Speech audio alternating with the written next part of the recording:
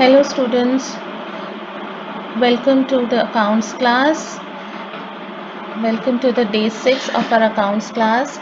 Students, you know that we were doing the basic accounting terms chapter 2 of our accounts, and we from last 2 days I have been teaching you some basic accounting terms, and I hope you all are giving a thorough reading for all these terms. So you can very well find these terms in your NCERT book. Give a thorough reading for these basic terms. If you have not done till yet, please go through it. And if you have still doubts, you can go through the TS Grewal also. TS Grewal, maybe all these terms are given very nicely, very well explained. You can find it in your NCERT also. Okay, so today is the last part of this chapter, and with this we'll be completing this chapter 2, right? So some of the terms which we have not covered were, the first one is trade receivables. Trade receivables क्या होते हैं? What are trade receivables? Trade receivables are the amount for sale of goods and services rendered in the ordinary course of business. That amounts which we still have to receive. It includes the outstanding amount due from goods sold and services rendered on credit. ठीक है, जो goods या services हमने sell किए हैं and we still have not received the amount for it, that comes under trade receivables. Okay, so there are two types of trade receivables, debtors and bills receivable. Debtors, I told you yesterday also, debtors are the people to whom we have sold the goods on credit. Okay, and debtors are the assets of our business. ठीक है, they comes under the asset side of the balance sheet.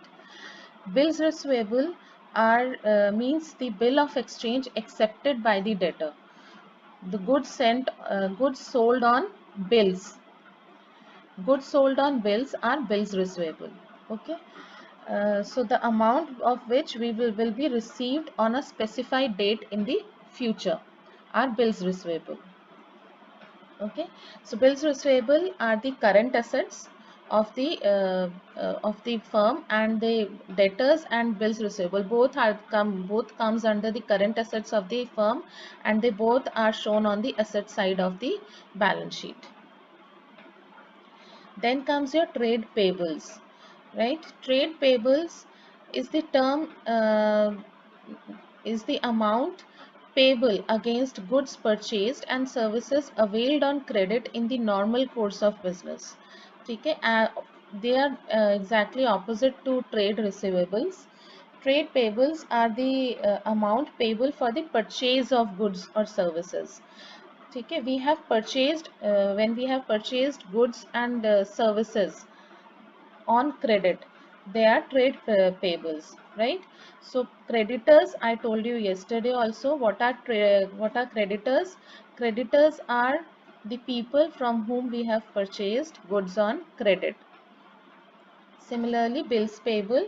Bills payable means a bill of exchange accepted by a person or enterprise, the amount of which will be payable on the specified date.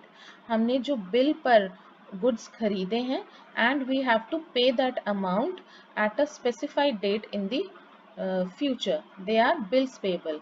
Now creditors and bills payable both are current liabilities, and both are shown under the head of liabilities in the balance sheet. Next term is vouchers. What are vouchers? Vouchers are the document evidence. They are the evidence that a business transaction has happened. Whenever a sale or purchase is done, they are done. The proof of that transaction are the vouchers. ठीक है, it details the accounts that are debited and credited. Which accounts are debited and which accounts are credited, we get to know by the vouchers. Vouchers are the cash memo, invoice, bills, etc. right? So vouchers are the evidence that a business transaction has happened. Next is your discount. What is a discount? Discount is a common term, हम सभी जानते हैं. What is a discount? When there is a reduction in the price of goods or from the account to be paid to a customer by the enterprise, discount, then it is a discount. Whenever there is a reduction in the price of the goods from the amount to be paid by a customer, it is a discount, right? So discount allowed may be of two types: trade discount and cash discount. Now what is trade discount and what is cash discount? Trade discounts uh, are the reduction in the prices by the seller to the purchaser. जब at the time of selling or at the time of purchasing जो हम reduction करते हैं price में, that is known as trade discount. So sales are recorded at the net value, sales minus trade discount. Trade discount are never recorded in the books of account, right? For example, आप अपने goods खरीदने गए, ठीक है, मान लीजिए you went to purchase your raw materials of around 5,000, and after having a bargaining, the supplier gave you the discount of 100 rupees. ठीक है, 100 rupees he gave you as a discount. So you will record your purchases at the at 4,900, not at 5,000. Okay, so purchases of the raw material will be at 4,900, not 5,000. So that 100 rupees which you got the discount was the trade discount, and trade discount is never recorded in the books of account. Okay, now what is cash discount? Cash discount are generally allowed for the timely payment or the prompt payment by the customers. ठीक है, हमारे customers हमको जल्दी payment करें, prompt payments करें, for that we generally allow cash discount. और हमें भी कैश डिस्काउंट मिलता है from our suppliers when we make early payment, right? So it is both ways. If we are making early payment or we are expecting early payment, timely payment from our customers, we give cash discounts. So cash discount is always recorded in the books of account, whereas trade discount is never recorded in the books of accounts. Next terms are credit and debit. See, yesterday also I told you about the T-shaped account. The account is always T-shaped. Okay, so right hand side of the account is always the credit side, right? So right hand side of the account is always the credit side. If an account is to be credited, then the entry is posted to the credit side of the account, right? If the account, listen again, if the account is to be credited, अगर किसी account को हमें credit करना है, then the entry is posted to the credit side of the account. That means the right hand side of the account. Similarly, the debit side is the left hand side of the account. Okay, so if an account is debited, that means the entry will be posted to the debit side of the account. So next term is depreciation.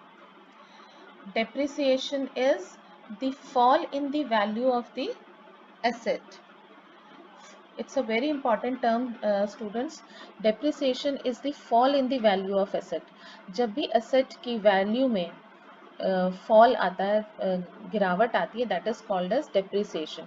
Depreciation is always charged due to efflux of time. Efflux means due to the passage of time and due to the usage of time. Obsolescence यानी वो obsolete हो गया, जो machinery आप use कर रहे थे that went खराब हो गई या ऑब्सोलीट हो गई, बिल्कुल यूसेज में नहीं आ रही है, आप टेक्नोलॉजी चेंज हो गई, वो पड़ी हुई है, दैट इज नोन एज ऑब्सोलीसेंस. और एक्सीडेंट, ड्यू टू एक्सीडेंट वो अब यूजफुल नहीं रही है आपके लिए. तो ये 3 रीजंस होते हैं फॉर डेप्रिसिएशन, राइट? सो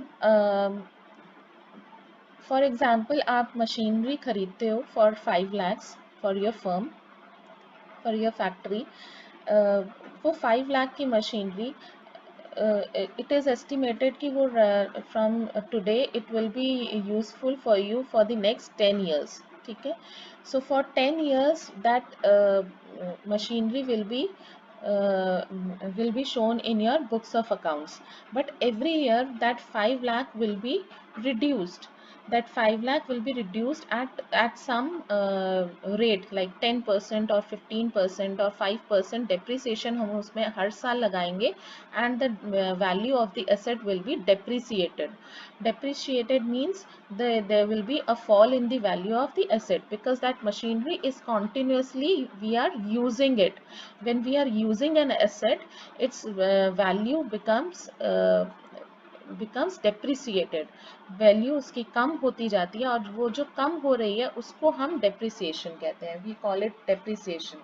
ठीक है, so it's a very important term, and depreciation is an expense for the firm, and generally we enter depreciation in the profit and loss account. It comes under the expenses, indirect expenses, and we enter depreciation in the profit and loss account of the financial statements, right? So depreciation is an expense for the firm. It's an indirect expense for the firm.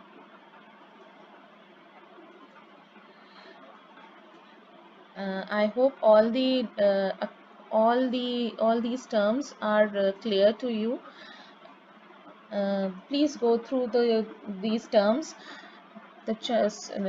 Please go through these terms. Chapter number 2 is complete now. I'll be uploading some of the pages of this chapter for these terms. You can go through these pages also, and you can go through your NCERT book also. You will be easily able to understand all these terms. Go through them, because lot of small questions are framed from this chapter, right? So please go through all these terms. If you have still don't understand, if you have doubts in any of the term you have not able to understand, you can very well ask me anytime, right? So all the best and goodbye.